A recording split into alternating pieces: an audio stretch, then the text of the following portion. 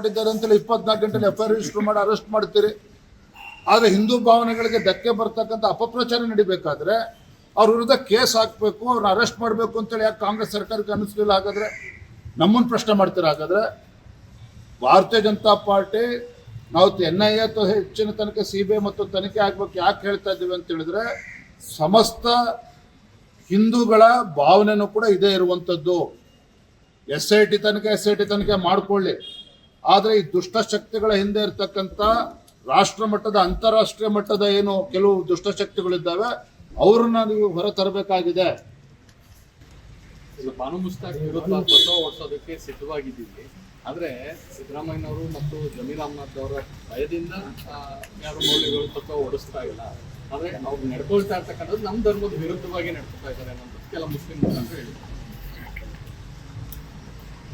ನಾನು ಇಷ್ಟೇ ಹೇಳ್ತಕ್ಕಂಥದ್ದು, ನಮ್ಮ ಹಿಂದೂ ಭಾವನೆಗಳಿಗೆ, ನಮ್ಮ ಸಂಸ್ಕೃತಿ, ನಮ್ಮ ಪರಂಪರೆಗೆ ಅಪಮಾನ ಮಾಡ್ತಕ್ಕಂಥ ನಿಟ್ಟಿನಲ್ಲಿ ರಾಜ್ಯ ಸರ್ಕಾರ ಯಾವುದೇ ನಿರ್ಣಯವನ್ನು ತೆಗೆದುಕೊಳ್ಬಾರ್ದು. ಆದರೆ ಕಾಂಗ್ರೆಸ್ ಸರ್ಕಾರದವ್ರಿಗೆ ಈ ರೀತಿ ನಿರ್ಧಾರ ತಗೊಂಡ್ರೆ ಖುಷಿ ಕೂಡ ಆಗ್ತದೆ. ಒಂದೇ ಒಂದು ಉದಾಹರಣೆ ಕೊಡ್ತಾರೆ. ಸುಹಾಸ್ ಶೆಟ್ಟಿ ಹತ್ಯೆ ಪ್ರಕರಣದಲ್ಲಿ ಮಂಗಳೂರಿಗೆ ಹೋಗ್ತಾರೆ ಗೃಹ ಸಚಿವರು. ಸುಹಾಸ್ ಶೆಟ್ಟಿ ಮನೆಗೆ ಭೇಟಿ ಕೊಡಬೇಕು ಅಂತೇಳಿ ಹೊರಟು ನಿಂತ ಸಂದರ್ಭದಲ್ಲಿ ಯಾವುದೋ ಒಂದು ಕೋಮೆಗೆ ಸೇರಿರ್ತಕ್ಕಂಥ ಕೆಲವು ನಾಯಕರುಗಳು, ಮುಖಂಡರುಗಳು ಹೋಗಬಾರ್ದು ಅಂತೇಳಿ ಕಟ್ಟಾಗ್ತಕ್ಕಂಥ ಕೆಲಸ ಮಾಡ್ತಾರೆ. ಗೃಹ ಸಚಿವರು ಹಾಗೆ ವಾಪಸ್ ಬರ್ತಾರೆ. ಅಂದರೆ ಪ್ರತಿ ಸಂದರ್ಭದಲ್ಲೂ ಕೂಡ ರಾಜ್ಯ ಸರ್ಕಾರದ ನಡವಳಿಕೆಗಳನ್ನು ನೀವು ಗಮನಿಸಿದ್ದೇ ಆದಲ್ಲಿ ಪ್ರತಿ ಬಾರಿನೂ ಕೂಡ ಹಿಂದೂಗಳಿಗೆ ಅಪಮಾನ ಮಾಡುವಂಥ ನಿರ್ಧಾರಗಳನ್ನೇ ಅಥವಾ ಕಾಂಗ್ರೆಸ್ ಸರ್ಕಾರ ರಾಜ್ಯದಲ್ಲಿ ತೆಗೆದುಕೊಳ್ತಾ ಇರ್ತಕ್ಕಂಥದ್ದು. ಸರ್, ಇಡಿ 5 ಕೋಟಿ ಮೌಲ್ಯದ ಆಸ್ತಿ ವಶಪಡಿಸಿದೆ ವಾಲ್ಮೀಕಿ. ದೊಡ್ಡ ಹೋರಾಟಗಳನ್ನು ಮಾಡಿದ್ರು. ಬಾನು ಮುಸ್ತಾಕ್ ವಿಚಾರದಲ್ಲಿ ಆಸ್ ಎ ಬಿಜೆಪಿ ಅವರು ಉದ್ಘಾಟನೆ ಮಾಡಿ ಮುಂದೆ ಆಗಿದ್ರೆ ಹೋರಾಟ ರೂಪಿಸುತ್ತಾ ಇಲ್ಲ. ನನ್ನ ಮೊದಲ ಆಗ್ರಹ ರಾಜ್ಯದ ಮುಖ್ಯಮಂತ್ರಿಗಳು ನಾಡಿನ ಜನತೆಗೆ ಸ್ಪಷ್ಟಪಡಿಸಬೇಕು.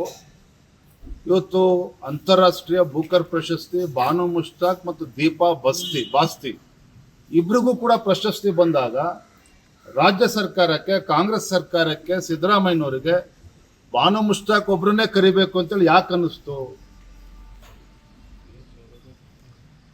ಎರಡನೇ ಪ್ರಶ್ನೆ, ಧರ್ಮಸ್ಥಳದ ವಿಚಾರದಲ್ಲಿ ಇಷ್ಟೆಲ್ಲ ಅಪಪ್ರಚಾರ ನಡೀತಾ ಇದ್ರೆ ಹಿಂದೂ ಕಾರ್ಯಕರ್ತರ ವಿರುದ್ಧ FIR ಮಾಡ್ತಕ್ಕಂಥ ಕಾಂಗ್ರೆಸ್ ಸರ್ಕಾರ ಧರ್ಮಸ್ಥಳದ ವಿಚಾರದಲ್ಲಿ ಅಪಪ್ರಚಾರ ಮಾಡ್ತಾ ಇರ್ತಕ್ಕಂಥ ಆ ದುಷ್ಟಶಕ್ತಿಗಳ ವಿರುದ್ಧ ಒಂದೂ ಕೂಡ FIR ಮಾಡೋದಕ್ಕೆ ಆಗ್ಲಿಲ್ಲ ಅಂತ ಹೇಳಿದ್ರೆ ಈ ಕಾಂಗ್ರೆಸ್ ಸರ್ಕಾರದ ಮನಸ್ಥಿತಿ ಏನು? ಇದು ರಾಜ್ಯ ಜನತೆಗೆ ಗೊತ್ತಾಗಬೇಕಾಗಿದೆ. ಈ SIT ಬದಲು CID ತನಿಖೆ ಕೊಡಬೇಕು. ಧರ್ಮಸ್ಥಳ ವಿರುದ್ಧ ಏನು ಅಪಪ್ರಚಾರ ಇದೆ, CID ತನಿಖೆ ಕೊಡಬೇಕು ಅಂತ ಸರ್ಕಾರ ಚಿಂತನೆ ಮಾಡ್ತಾ ಇದೆ ಸರ್.